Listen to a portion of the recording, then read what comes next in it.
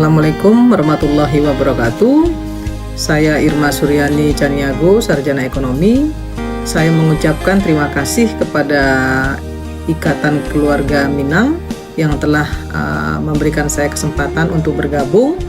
Saya menghimbau kepada seluruh keluarga Minang yang ada di seluruh Nusantara, mari kita bergabung membangkitkan Batang Tarandam agar semua putra-putri Minang bisa duduk di seluruh jabatan atau pemerintahan di wilayah Republik Indonesia, membangun kembali Minang kita yang tercinta agar warga Minang bisa bersatu padu dalam rangka menjaga negara kesatuan Republik Indonesia dan menjadikan anak-anak muda Minang sebagai tokoh-tokoh yang mumpuni di Republik Indonesia tercinta ini.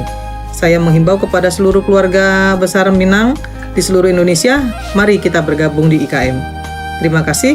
Wabillahi taufiq wal hidayah. Assalamualaikum warahmatullahi wabarakatuh.